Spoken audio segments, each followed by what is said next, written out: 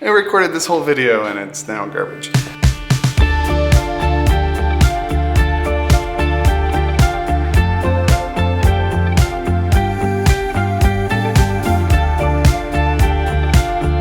What's up guys? We're looking today at the 28-70 Sigma. It's a newish lens for the Sony full frame E-mount platform. Basically, it's a budget 24-70 with a little bit of extras trimmed off to make it budget friendly.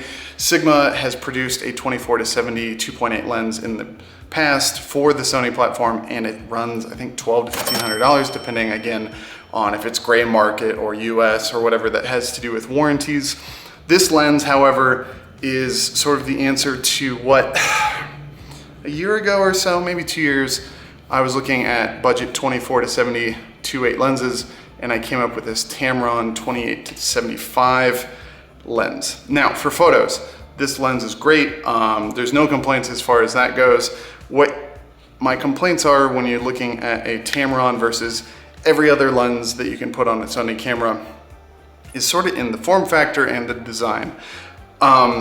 This Sigma traditional zoom, you got the zoom ring back here, you have a nice slow focus ring up front, and then you have a switch for auto or manual focus. This gives you the ability to do pretty good video, excellent photo, and where some of the flexibility it gives you a lot of options. And also the form factor is smaller on the Sigma.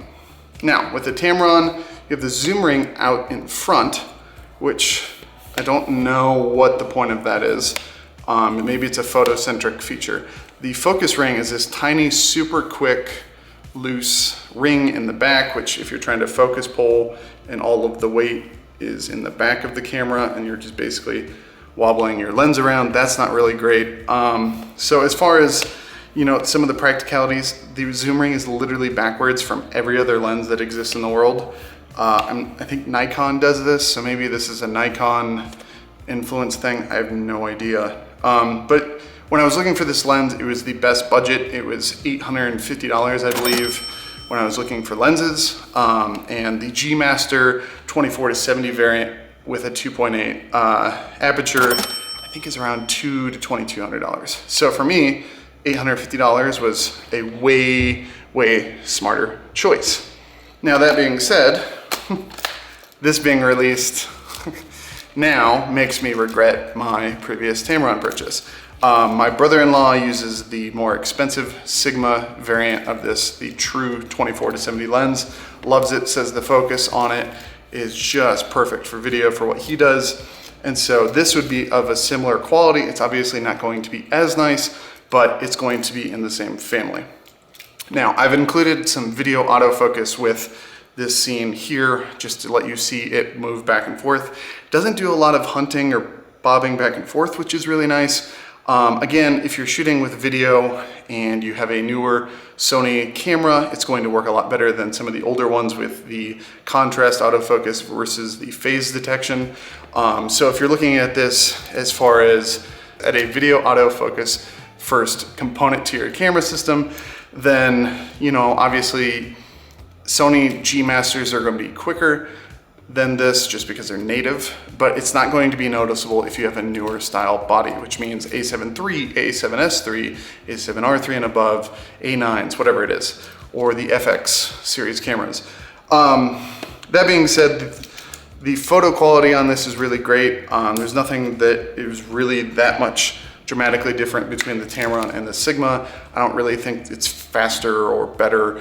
Some person's gonna tell me that color quality is different, or whatever things that you and I probably don't actually notice or think is real. Some of the game changers is just in the form factor, the size, the fact that this lens is smaller, more compact, makes it easy for gimbal and like DJI Ronin placement or Zhiyun crane. Blah, blah, blah. So as far as if you're looking for a budget 24-70 replacement lens and not spending $2,000 to $2,500 grand, or you don't want an f4 lens, which if you're looking at the Sony f4 with optical stabilization, the wide angle and the 24-70 are both garbage. We're shooting on the 2.8 16-35. That one's good. The 16-35 f4 variant is terrible. I will link a video going through some great comparisons with Levi Allen. He did a video on Videmicro lenses with Sony. But that being said, if you're looking for a sub $1,000 zoom lens for a lot of photo and some video, this one actually is better at video than the Tamron. Go with the Sigma 28-70. Save the $400 to $500 from the 24 to 70 Sigma variant. You're gonna probably not notice the 4 millimeters of distance that that lens provides with zoom. And then, like I said, if you're shooting photos only and you find a great deal on the Tamron, great, go with that. If you basically are at the same price, go with the Sigma. If you're shooting video, go with the Sigma. There's really no upside to the Tamron anymore, and I kind of want to get rid of it. So, yeah. That being said, hopefully this video helps. I will link the lenses in the description. I will link Levi Allen's great video on talking about what lenses he actually has found he uses. And I will see you guys in the next video. Bye.